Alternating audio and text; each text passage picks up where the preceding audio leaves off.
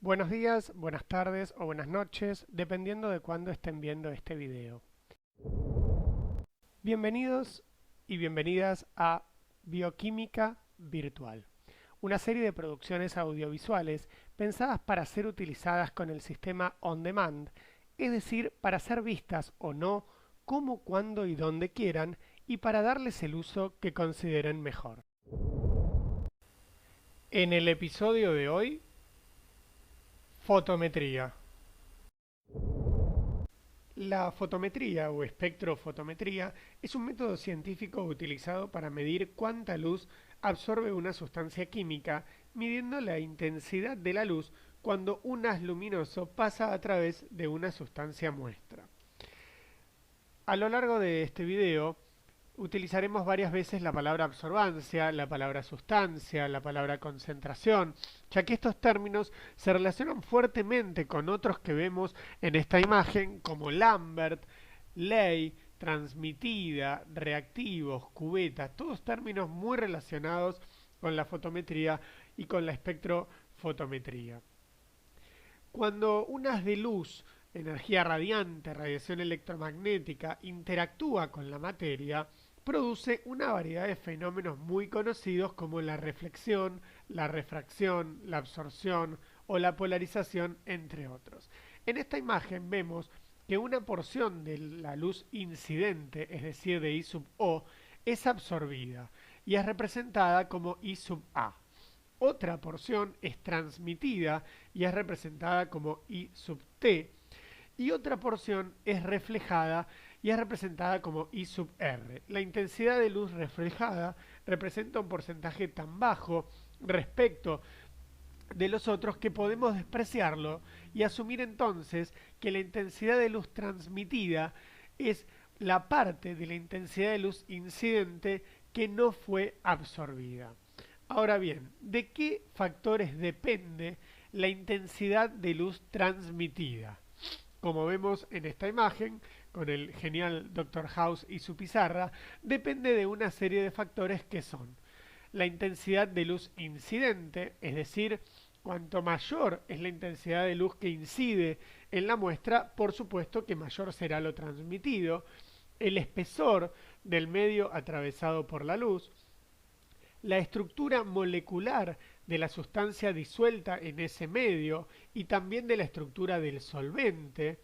Esto de la estructura molecular de la sustancia disuelta en el medio es una manera de preguntarse quién es la sustancia que está allí. Otro de los factores es la concentración de dicha sustancia, es decir, cuánto hay. La longitud de onda utilizada en el haz de luz incidente también es uno de los factores y por supuesto la temperatura del sistema. Ahora bien, ¿cuáles de estos factores permanecen como condicionantes o determinantes de la intensidad de luz transmitida una vez que el resto son estandarizados? Es decir, cuando trabajamos con un mismo equipo, con una misma longitud de onda, con una misma temperatura, solo dos de estos factores permanecen en esa estandarización y son la estructura molecular de la sustancia disuelta en ese medio y por supuesto la estructura del solvente y la concentración de dicha sustancia. Es decir, quién es y cuánto hay. En base a esto podemos hacernos una pregunta que sería ¿cuáles son los posibles usos de la espectrofotometría en la bioquímica clínica o analítica? Es decir, ¿para qué vamos a usar la fotometría o la espectrofotometría en bioquímica clínica o analítica? Y la respuesta surge de esos dos factores que vimos recién. El primero de los usos sería la identificación de una sustancia por medio de su espectro de absorción característico. En esta imagen vemos a Diego Armando Maradona en una tristemente célebre foto, acompañado por la enfermera en el Mundial 1994 en Estados Unidos, cuando es llamado al control antidoping luego del histórico 4-0 contra Grecia, en el cual Diego marcó uno de los goles, los otros tres los marcó Batistuta, y luego del doping, que utilizó uno de los principios de la fotometría para determinar las sustancias que se encontraban en la orina del jugador que realizó el gol más lindo de todos los mundiales en el 86, determinó que se trataba de varios derivados de la efedrina, como la pseudoefedrina entre otros, que lo llevó a Diego posteriormente a acuñar la célebre frase "me cortaron las piernas". El segundo de los usos es aquel que más vamos a utilizar nosotros en la bioquímica clínica o analítica y el que usaremos a lo largo de este video, y tiene que ver con hallar la concentración de una sustancia en base a la luz absorbida a una determinada longitud de onda. Es decir, si uno estandariza todos los factores, define la longitud de onda, la intensidad de luz absorbida será, como veremos en unos segundos, una medida de su concentración. Lo que vemos en la imagen es el conocidísimo glucomíter, este equipo que sirve para determinar la glucemia con solo una gota de sangre. De estas dos posibilidades que brinda la espectrofotometría, a lo largo del video profundizaremos en esta segunda, es decir, la medición de la concentración de una sustancia en solución en base a la luz absorbida. Pero para eso hagamos primero un poco de historia y también veamos un poco de matemática. Tranquilos, es solo un poco de historia y solo un poco de matemática, no mucho. El sujeto que vemos en la foto de arriba es Johann Heinrich Lambert. Este genio de la historia no fue solamente un genial físico, sino que fue matemático, astrónomo, filósofo. Este alemán de origen francés demostró, por ejemplo, la irracionalidad del número pi. Fue el primero en asegurar que nunca nadie iba a poder terminar de escribir a pi de manera completa. Aportó enormes datos a la teoría hiperbólica. Pudo realizar cálculos de órbitas de cometas en el año 1790. Un genio. Entre otras cosas, enunció la famosa ley de Lambert, que, como muestra la figura, dice que la intensidad de luz transmitida es igual a la intensidad de luz incidente multiplicado por 10 elevado al negativo del producto entre el coeficiente de extinción molar y el espesor de la lámina. Es decir, lo que dijo Lambert fue que cuánto se transmitía dependía fuertemente del espesor que la luz debía atravesar. Muchos años después, en el año 1852, August Beer, este sí era simplemente físico, aunque el simplemente va en chiste, era también un magnífico físico, hizo una teoría muy similar conocida como ley de Beer. Este matemático y físico alemán, que se doctoró en el año 1848 por sus estudios de los fenómenos ópticos, enunció que la intensidad de luz transmitida era igual a la intensidad de luz incidente multiplicada por 10 elevado al negativo del producto entre el coeficiente de extinción molar y he aquí la concentración de la sustancia. Es decir, lo que dijo Beer fue que a mayor concentración de la sustancia en la solución que atravesaba la luz, menor iba a ser la intensidad de luz transmitida. Posteriormente lo que se hizo fue juntar estos dos enunciados en lo que se conoce como ley de Lambert y Beer, que dice que la intensidad de luz transmitida es igual a la intensidad de luz incidente por 10 elevado al negativo del producto entre el coeficiente de extinción molar, el espesor de la lámina atravesada por la luz y la concentración de la sustancia en solución. De esa ecuación surge esta otra que dice que la absorbancia es igual al producto entre el coeficiente de extinción molar, la concentración de la sustancia y el espesor. Es por eso que la absorbancia es igual a 2 menos el logaritmo de la transmitancia, es decir, aquellas soluciones que no permitan pasar nada de luz tendrán una transmitancia porcentual de 0 y la absorbancia será de 2. Y aquellas soluciones que permitan que toda la luz las atraviese tendrán una absorbancia ideal de 0 y una transmitancia porcentual de 100%. En esta imagen podemos observar el principio esquemático de un fotocolorímetro. Como ven, se inicia con una fuente de luz, que es en general luz blanca de tungsteno, y la misma debe ser filtrada. En el caso de tratarse de un fotómetro o un fotocolorímetro, se trata de un filtro que deja pasar un cierto ancho de longitudes de onda. En el caso de un espectrofotómetro, el elemento que permite esa selección es un prisma o una red de difracción. que permiten conseguir medidas mucho más precisas, pudiéndose modificar y elegir la longitud de onda del espectro en forma continua. En cualquiera de los dos casos, la luz de color filtrada, conocida como I sub O o intensidad de luz incidente, valga la redundancia, va a incidir sobre una cubeta de un espesor definido y estandarizado que contiene la sustancia cuya concentración queremos determinar. Parte de la luz será absorbida y una parte, como muestra la figura y como vimos previamente en este video, será transmitida y se conoce como I sub T. Las lecturas se hacen en un galvanómetro graduado directamente en unidades de absorbancia, aunque la mayoría de los equipos cuentan con una doble escala paralela de absorbancia y transmitancia porcentual. Es decir, hay una fotocélula que censa cuánto de la luz incidente fue transmitida y lo transforma en valores de absorbancia. A lo largo del resto del video desarrollaremos una serie de términos que son fundamentales a la hora de construir una curva de calibración. Ahora bien, ¿qué es una curva de calibración? Se trata de un gráfico que relaciona la absorbancia con concentraciones conocidas de la sustancia a dosar. De la ecuación que decía que la absorbancia era igual al producto del coeficiente de extinción molar por el espesor por la concentración, se infiere que si uno graficara la absorbancia en función de concentraciones variables de una sustancia en solución, debiera obtener una recta que pasa por el origen, aunque como vemos en el caso 2, no siempre sea así. A la hora de realizar o construir una curva de calibración debemos conocer los términos solución testigo, alícuotas, blanco, absorbancia, analizar los dos casos que vemos en el gráfico y reflexionar sobre el concepto de factor. Comencemos con la solución testigo.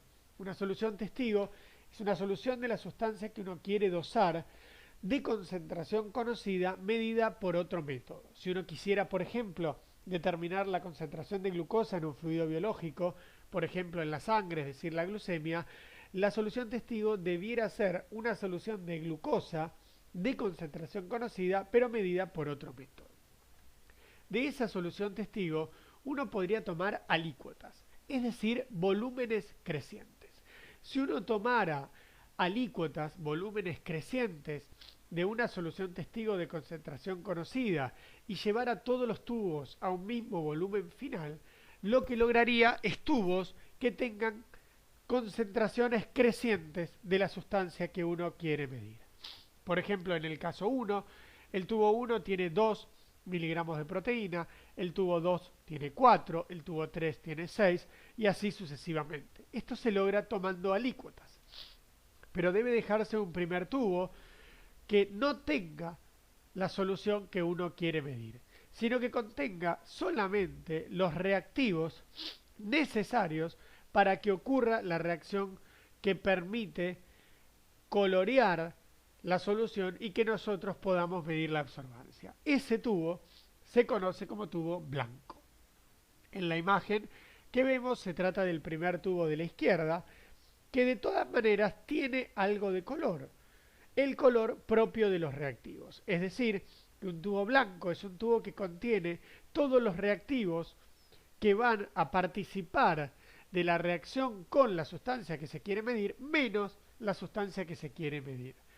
Existen dos maneras de utilizar el blanco en función de la diferencia de color que haya entre el blanco y la muestra.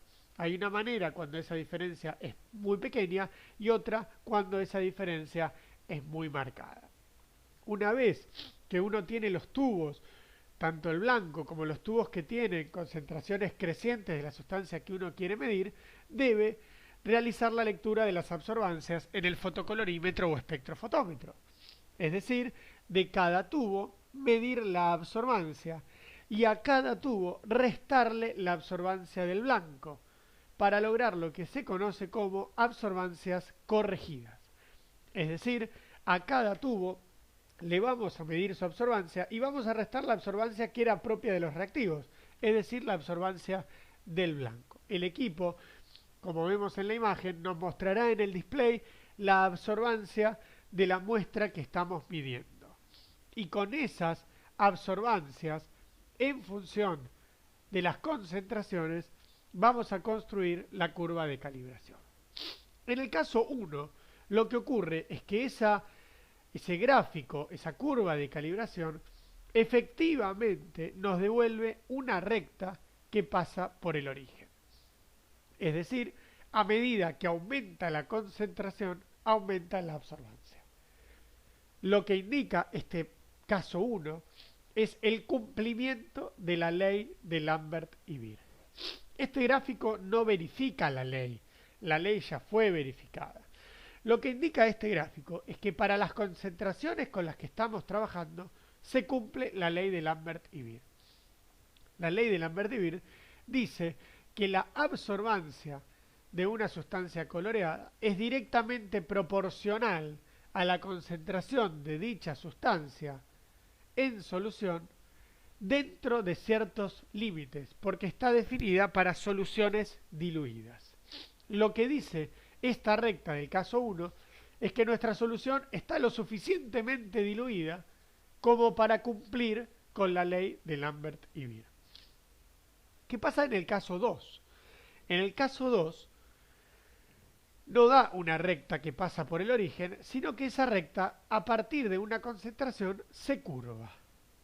Es decir, que hasta una concentración de 3 o 4 miligramos de proteína, en ese caso, la sustancia en solución cumple la ley de Lambert y Beer. Es decir, que con concentraciones mayores a 4 miligramos o con absorbancias mayores a 0,2, no se cumple la ley de Lambert. Es decir, estamos fuera de los límites que enunciaba Lambert cuando decía dentro de ciertos límites. Si nosotros hacemos una curva de calibración como la del caso 1, luego de hacerla, podríamos ingresar un valor de absorbancia de una muestra incógnita, interpolar el valor y obtener una concentración de dicha sustancia.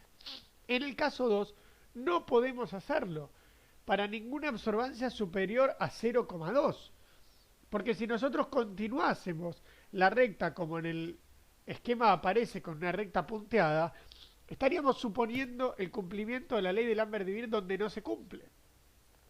En ese caso, lo que hay que hacer es diluir la muestra para que caiga dentro de la curva, ¿sí? Es decir, dentro de la porción recta de esta curva de calibración, volver a medir la absorbancia, volver a ingresar en el gráfico, interpolar ese valor para obtener una concentración y luego multiplicar esa concentración por la inversa de la dilución que hicimos previamente. Lo que no podemos es suponer que vamos a diluir la muestra en 2 y entonces la absorbancia nos va a dar la mitad. Porque eso ocurriría si se cumpliera la ley de Lambert y Beer, es decir, en el caso 1. Ahora bien, si efectivamente estamos en la situación del caso 1, si efectivamente estamos a concentraciones donde se cumple la ley de Lambert y Beer, entonces podemos calcular el factor. El factor nos va a permitir independizarnos del gráfico, ¿sí? Es decir, una vez que tenemos la recta que pasa por el origen, si tomamos dos puntos cualesquiera y hacemos delta i sobre delta x, lo que vamos a tener es el factor. Este factor nos permite independizarnos del gráfico, ¿sí? Ya que calculando concentración sobre absorbancia, ¿sí?, obtendremos un valor que tiene las mismas unidades que la concentración, que si lo multiplicamos por cualquier absorbancia nos va a dar una nueva concentración. Es decir, que uno hace una curva de calibración, si cumple con la ley de Lambert y Beer, calcula el factor y se independiza del gráfico.